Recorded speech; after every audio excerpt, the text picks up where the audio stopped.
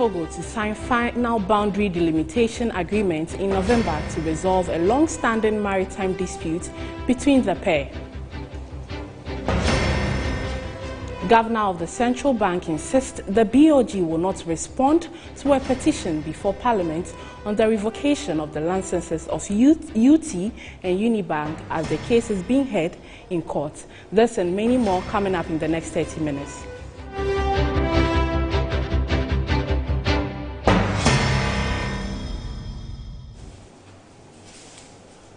The Minister of Sanitation and Water Resources, Cecilia Abnadapa, has revealed that the Free Water Initiative cost government over 800 million Ghana cedis last year.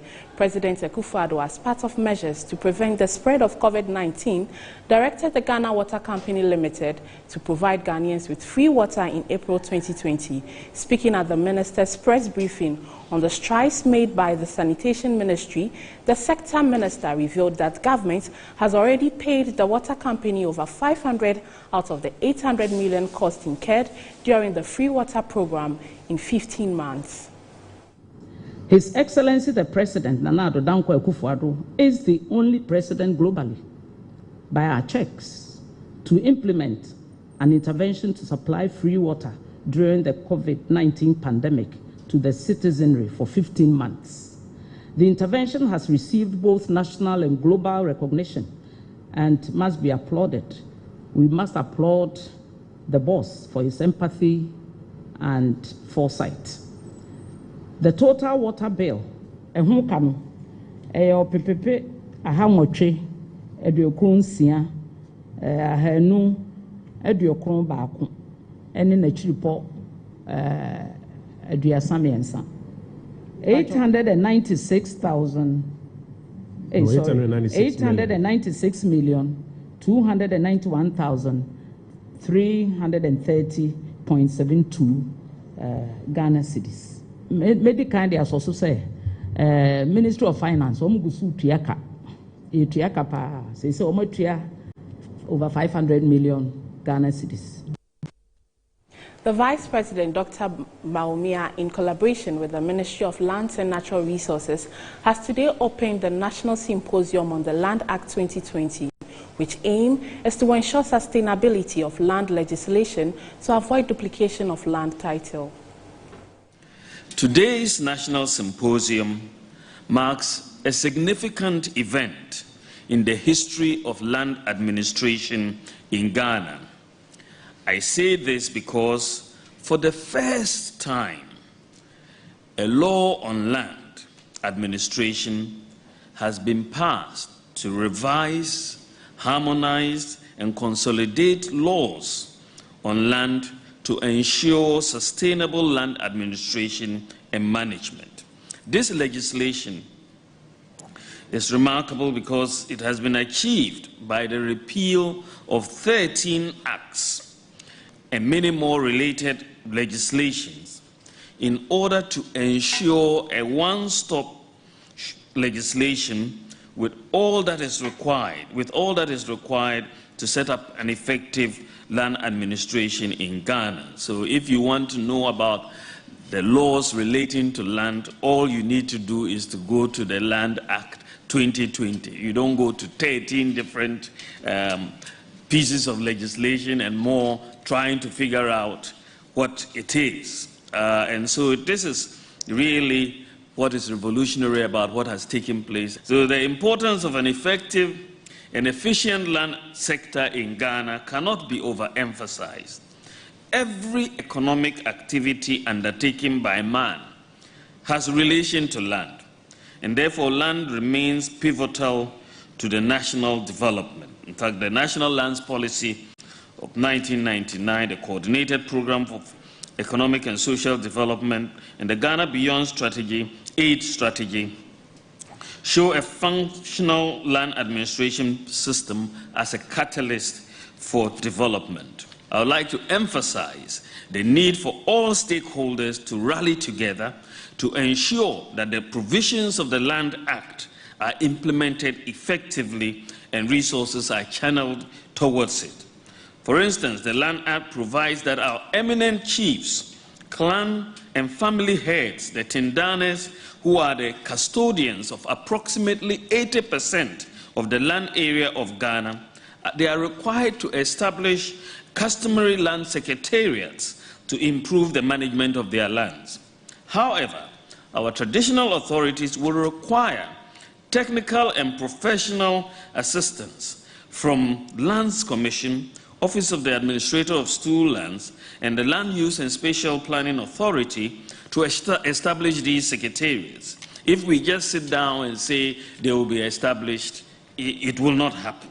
We need to assist the traditional authorities to establish these secretariats. So I trust that the Honourable Minister would give the urgent support and needed directives to the agencies to this end. Now, Minister of Lands and Natural Resources Samuel Abujinapo has commended Ghanaians for actively participating in the Green Ghana initiative aimed at restoring Ghana's forest cover.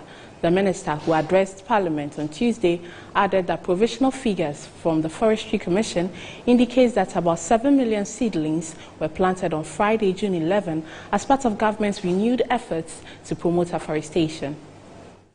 Even though planting figures are still being collated across the 16 regions, provisional figures from the Forestry Commission clearly shows that we exceeded the 5 million. This is remarkable and historic. The demand for seedlings was overly subscribed. The enthusiasm of individuals and corporate institutions to plant trees was enormous, and this has awakened a new national consciousness on the need to plant trees. As I speak now, Mr. Speaker, several requests are still trickling in for additional seedlings. This is a significant step to preserving our environment and ecosystem, which will enable us to make our modest contribution to the ongoing global fight against climate change. The gratitude of the nation goes to the following personalities for their exemplary leadership in supporting and planting trees on the Green Ghana Day. The Chief Justice, Justice Kwesi Eniyabuah, the former President of the Republic, His Excellency John Ajikum Kufuor, the Chairman and members of the Council of State, the Chief of Staff, Mrs. Akosia Frema Osei Opare, the Asantehene Otumfuo Osei Tutu II, the Ochehene Osajifu Amotia Oforipenyi, the Overlord of Dagon, Yana Abubakar Muhammad II, the National Chief Imam, Sheikh Osman Nuh Sharabutu, the President and members of the National House of Chiefs, colleague ministers of state, members of parliament, members of the diplomatic corps, the clergy, civil society organizations, members of the security services, staff of various ministries, staff and students of the Ghana Education Service, corporate Ghana. Above all, Mr. Speaker, we thank the ordinary citizens and residents of Ghana for their overwhelming cooperation and participation in this national exercise. Minister for Information Kojo Oponkroma has urged the media to be circumspect in its reportage following reports on some online platform that vaccines procured by the government is not potent against a new variant of COVID-19.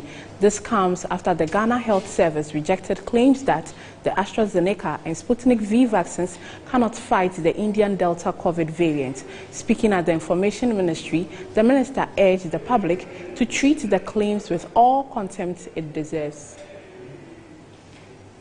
The Ghana Health Service has rejected claims that the vaccines procured by Ghana are not potent against the new Delta variant of the novel coronavirus. According to a statement by the service's Director General, Patrick Kuma Abuaji, the assertion about the new strain, which has now been recorded in Ghana, is not backed by data. On Monday, head of the West Africa Center of Cell Biology and Infectious Pathogens of the University of Ghana, Professor Godwin Awandari, confirmed that the strain is one of the 45 variants which are currently in Ghana. While throwing light on the nature of the new strain, Professor Awandari explained that the AstraZeneca and Sputnik V vaccines may not be entirely effective against the variant. However, the Ghana Health Service is of a different view. The service further revealed that Ghana has detected 6 of the said variants from samples taken between April and June this year. The press release said the samples which were taken at the country's point of entry are the only ones detected so far, as samples taken from the community have not shown evidence of the new variant. The Ghana Health Service, however, stressed the Health Ministry, the GES, and the Food and Drugs Authority are working collaboratively to ensure the vaccines that come into the country are safe and effective. Minister for Information, Kojo Opon-Nkrumah, has been responding to these claims. To crave your indulgence that please make some time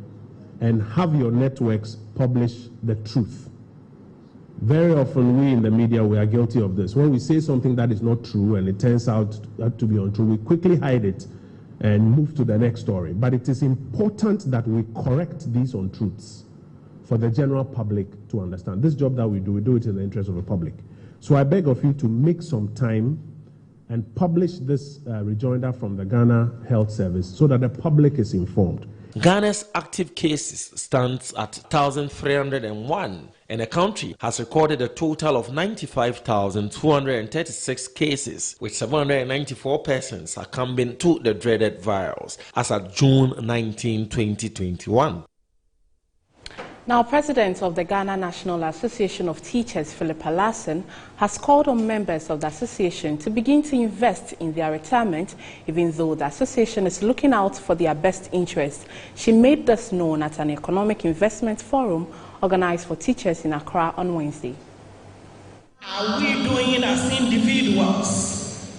Beyond the Teachers Fund, we want to make our members economically sound.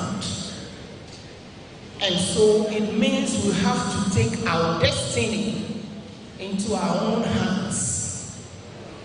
Do we invest towards retirement? The elderly people are heroes we see around today, and we thank God for their lives, invested a lot, and that is why they are happy today. It is in retirement that you experience a lot of ailments. At the end of the day, the SNIT benefit you receive will not do you any good. It is my prayer that we look into ourselves and tell ourselves that henceforth, all the mansions we pride ourselves in, where at the end of the day you are left alone in there, and the design is such that you cannot even rent anyone out. We have to wise up. Comrades, let us advise our members. We negotiate for prices of the items we buy. We negotiate for salaries. Do we negotiate for our retirements? Executive members, are you with me? Do we negotiate for our retirement, or we think that anything that is given to us at the end of our service will be enough? It will never be enough. Do we learn new skills apart from the teaching profession, where at the end of the day we can conveniently say that our teaching salary is only one of our incomes? Can we say that? And that is the role we have to play as teachers. Have a simple 2 or 3 bedroom apartment. Invest in the rest, rent them out. Still on the NAT Economic Forum, a Deputy Minister for Education, John Intim Fojo, at the forum assured the Ghana National Association of Teachers of government's commitment in resolving all the challenges of teachers that has come to the attention of the ministry. He added government will collaborate with the association to improve the living conditions of teachers in Ghana. Beyond the magnificent achievements and the transformations that we are putting the Teachers Fund to use, there is still a lot more that ought to be done to ensure that the teacher welfare becomes one of the best in the world, because we are only competing with the best among the best. And I must signal that the essence of teachers and the importance of teachers cannot be overemphasized. We all have been converged around a consensus that key to socioeconomic transformation is education. And now education has become a strategy that many nations are deploying for their transformation. That is true, and I very much associate with that. And so I believe strongly in that same breath that teachers are the brains and the hands that will turn around that engine for socio-economic development. And that is why it is important that we acknowledge the priority that the government has held of teacher welfare and always placing it first above all else. My honorable minister would like for me to assure you, Madam President, and your members, that he is very much aware of some outstanding issues that are very important to members of this noble profession, particularly relating to teachers upgrading, responsibility allowance, transfer grants, the recent promotion challenges, and some other tenable concerns by teachers, and would have me convey his assurance in strongest terms to you that the government will collaborate with you to ensure that all these outstanding issues are resolved to your utmost satisfaction. I am at this juncture calling on all teachers across the length and breadth of this country to join hands with the Ministry of Education so that together we improve the educational standards of the country. You are watching NEWSFLASH here on Metro TV. We go for a short break and we'll be back with more.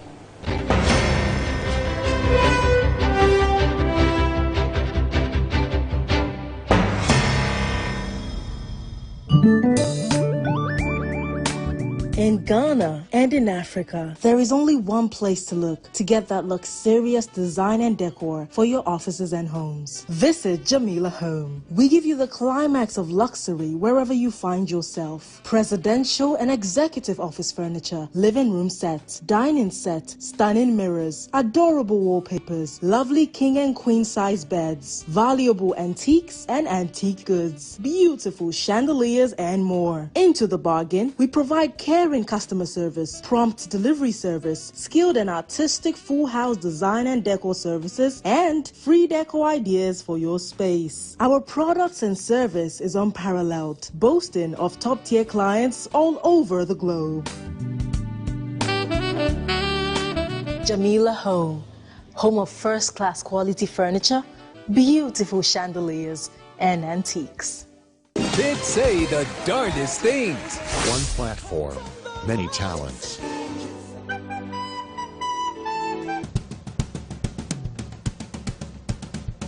And they talk about everything. Breakfast. What is mommy like at home? Tell the truth. She likes cereal sometimes in the afternoon. When are you supposed to eat cereal? In the morning. Banking and more. What kind of questions do they ask? How long will this bank account last?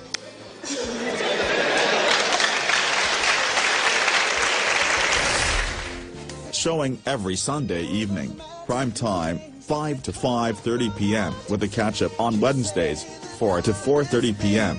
Kids always say what they wanna. Metro TV. Insightful and inspiring moments.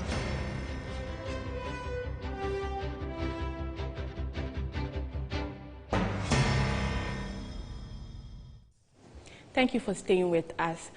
Now to other story. Ghana and Togo are set to resolve a long-standing maritime boundary dispute after President Mfonya Singbe signed an agreement to resolve the impasse in 2018. As part of a series of meetings held by both countries, the 7th Joint Ghana-Togo Technical Committee will address any impending issue to pave way for the signing of the final boundary delimitation agreement in November. Ghana and Togo have a meeting to resolve a maritime dispute issue. Now, this came about as a result of some small disagreements so far as our common maritime boundary line was concerned. Now, the two hero states have decided this dispute should be resolved amicably between the two states. And for that matter, a joint technical committee has been formed, made up of personnel or individuals from Ghana and Togo to resolve this issue. Now, I must say that at the last meeting, today's meeting is the 7th of the series of meetings that have been held. At the 6th meeting that was held in Lomé, we adopted a roadmap to complete these negotiations by the end of 2021. Today is the beginning of a new landmark of discussions that we are going to discuss. The first issue that we're going to come out with is to discuss the location of the land boundary terminus. That will then generate data for us to start delimiting the maritime boundary. Another important issue that is being discussed in this 7th section is to identify a transboundary area and to see whether there can be any opportunity for us to use the transboundary area or line whilst the delimitation is going on. Ghana insists on its customary traditional boundary that has been known over 60 years. And Ghana still maintains that that customary line is the line that we should be using so far as our transitional boundary area is concerned. We are happy to see that there have been a lot of progress in the discussion, technical progress on issues such as the identification of the last boundary, the terrestrial land boundary between Togo and Ghana, which will be the basis of the maritime delimitation. So the discussions are going well. We have an agenda that stipulates that by November, in principle, we should have a clear agreement between the two countries. And I would also like to seize the opportunity to highlight that we have quality technical resources in the two countries that have helped us to progress on important topic in this discussion. I think in the past we will have to rely on expatriate experts, but this is not the case anymore. So that's also a good sign that between us.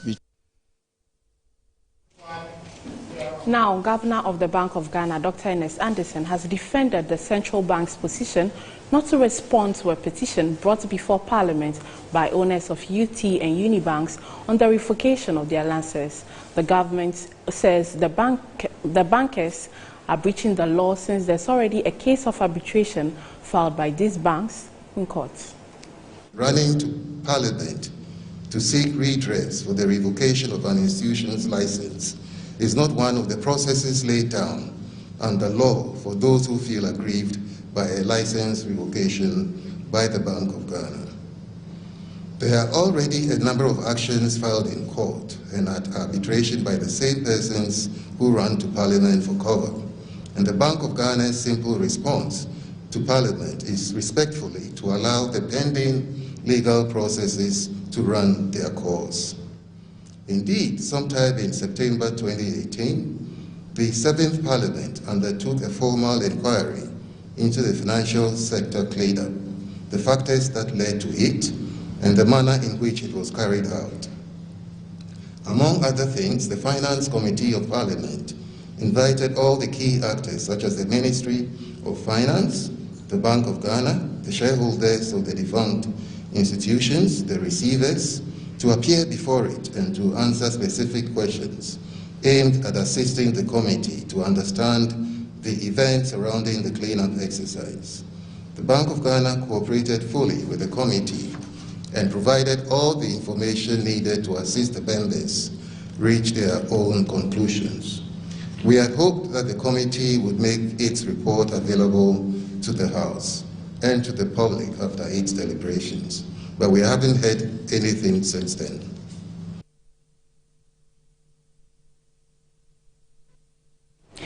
The Deputy Chief Executive of Ghana Enterprises Agency, Anna Amo, says government has secured funding from the World Bank under the Ghana Economic Transformation Project to support Ghanaian-owned businesses. She said this at the International Labour Organization and Ghana Enterprises Agency roundtable discussion on how to boost the productivity of small businesses.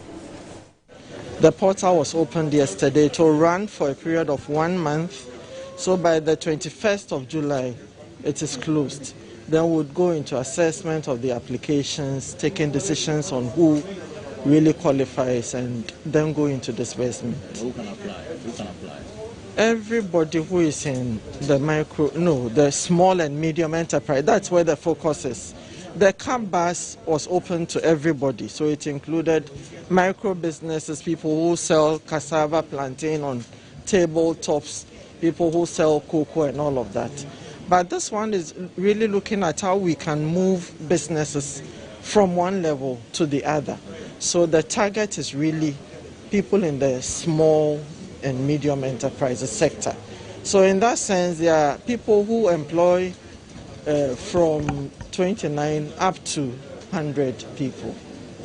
The micro employs 1 to 5. The small employs 6 to 29. So it's from 6 to 29 for the small, and then 30 to 100 for those in the medium enterprises sector. Now, drivers at the Dodona branch of the GPRTE say the frequent increase in fuel prices is having a negative toll on their business. They spoke to Metro News' Shadrach Odamiajari.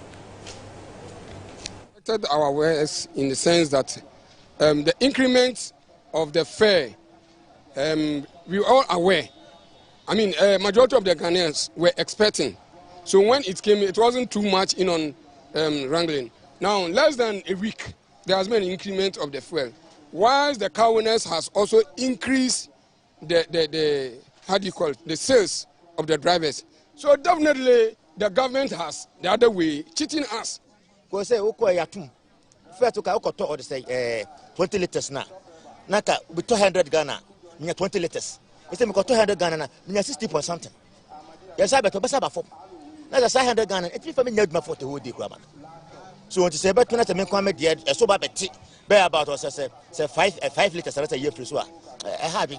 I had that 13% and on the edge. But anytime you got to fuel, I be say na see ya 2. Fuel na ya 2 munusua. Say first I me to 1 gallon, na dey me come mienu a, he say no, me to 1 gallon, dey me come back. Car around so say ya 2 FM no on first me 1.7 ya. Also I do 1.8. That'll be all for News Flash with me, Ethel Poplampo. The news is back at 7. Do join us. Have a good afternoon.